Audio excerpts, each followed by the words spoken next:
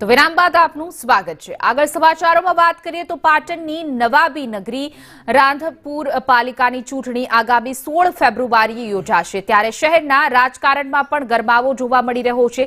તો બીજી તરફ રાધનપુર પાલિકામાં અનેકવાર રાજકીય ચઢાવ ઉતાર અને કાવા દાવા વચ્ચે શહેરનો વિકાસ માત્ર કાગળ પર રહ્યો હોય તેવી સ્થિતિ જોવા મળી રહી છે। શહેરની સમસ્યાઓ વચ્ચે સ્થાનિકોમાં ક્યાં કચવાટ જોવા મળ્યો હતો તે જોઈએ।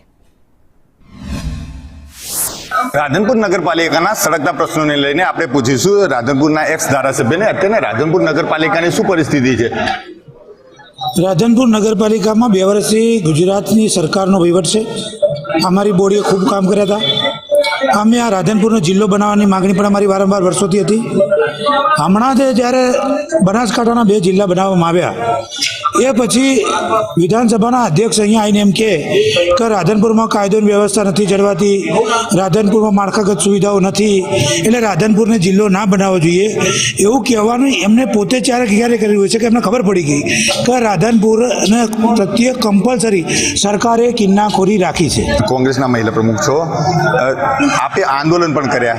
નગરપાલિકાને લગતા એવા કેવા પ્રશ્નો છે કે જે ખરેખર રાધનપુર નગરપાલિકાના અંદરથી સોલ્યુશન થવા જોઈએ? અમે જે આંદોલનો કર્યા એની અંદર ખાસ કરીને પીવાના પાણીનો પ્રશ્ન છે, જે ભેળસેળ અને ગટરવાળું પાણી આવે જેના હિસાબે પબ્લિકમાં ઘણા રોગચાળા ફેલાય છે।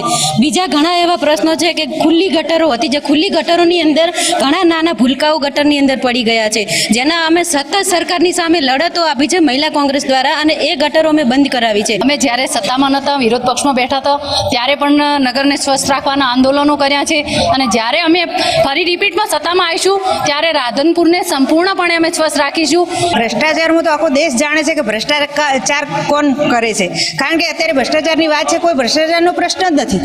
નગરપાલિકા જેટલા બને એટલા કામો કર્યા છે, અને આ પાણીની પાઇપલાઇન છે એ પણ મંજૂર કરાયેલી છે, અને ઘણા પણ કામો કર્યા છે। હજુ પણ અમારી પાલિકા બનશે તો અમારા જે અધૂરા કામો છે અમે પૂરા કરવા વચને બંધાયેલા છે। કોંગ્રેસ ભ્રષ્ટાચાર નથી કરતી, ભાજપ ભ્રષ્ટાચાર કરે છે। એનો દાખલો હાઈવે 4 રસ્તાથી નગરપાલિકા સુધી રોડ બનાવ્યો, એમાં 2 વાર લવિંગજીએ રોકડી કરી અને કમ્પ્લીટ કરીને પછી પાછો રોડ ચાલુ કરાયો। રોડ ચાલુ કરાયા પછી આજે તમે જોઈ શકો છો પત્રકાર તરીકે કે રોડ કેટલો તૂટેલો છે અને કેટલો હલકી ગુણવત્તાનો રોડ બનાવેલ છે। એ અમને તો એક જ રસ છે કે આ નાચવું અને ત્યાં ગાવું, એના સિવાયનો કોઈ વિકાસ નથી। રાધનપુર નગરપાલિકાના ખાસ પ્રશ્નોમાં પાણીની સૌથી મોટી સમસ્યા છે, રોડની મોટી સમસ્યા છે, લાઇટના જે સ્ટ્રીટ લાઇટો જે હોવી જોઈએ આટલા વર્ષો હોવા છતાં ઘણા વિસ્તારમાં હજી સ્ટ્રીટ લાઇટ પણ નગરપાલિકા નાખી શકી નથી। બ્યુટિફિકેશન તળાવનું કરવાની ઘણી વાત જૂની ચાલે છે। અંડરગ્રાઉન્ડ ગટરની જે યોજના ઘણા વખત પહેલાંની છે, જે કામ હમણાં શરૂ થયું છે પણ કઈ ગતિએ ચાલે છે, ક્યાં ચાલે છે એની કોઈ સત્તાવાર માહિતી નથી। એવા સળગતા પ્રશ્નો ખૂબ છે। તો આ હતા રાધનપુર જે નવાબી નગરીના પ્રશ્નો છે સળગતા। હવે જોવાનું રહ્યું 18 ફેબ્રુઆરીએ કે જનતા કોને પ્રમુખ બનાવે છે, કોને સત્તાનું સોપાન સોંપે છે। યશવંત પટેલ, ન્યૂઝ સંદેશ ન્યૂઝ।